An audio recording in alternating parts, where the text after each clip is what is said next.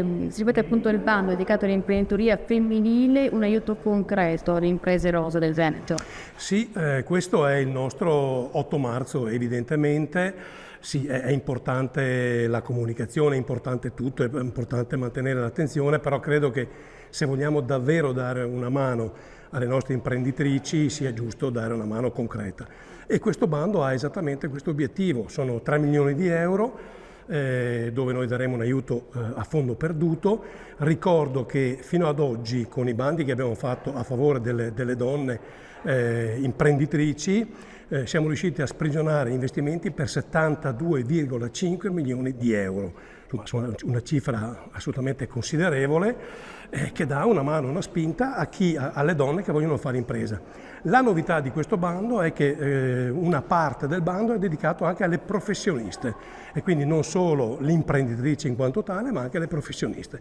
Questo perché volevamo, intercettare tutte le donne che vogliono fare impresa in Veneto. Le imprese in Veneto rosa, appunto, quante sono? Sono ancora troppo poche?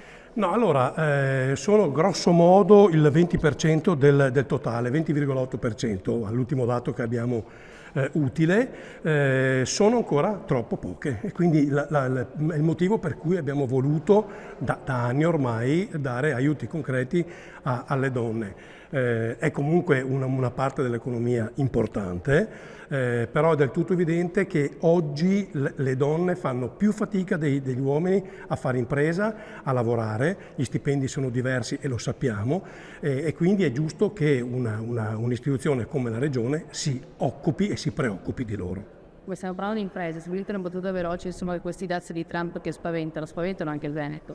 Assolutamente sì, Trump è buono se fa smettere la guerra, non è buono se applica i dazi. Soprattutto in un momento come questo dove abbiamo a pochi metri da qui una guerra, abbiamo avuto il Covid, abbiamo un rincaro del costo dell'energia drammatico, ci mancano solo i dazi, quindi io non sono trumpiano, io sono perché le cose funzionino, ripeto, se fa smettere la guerra viva Trump, se mette i dazi abbasso Trump.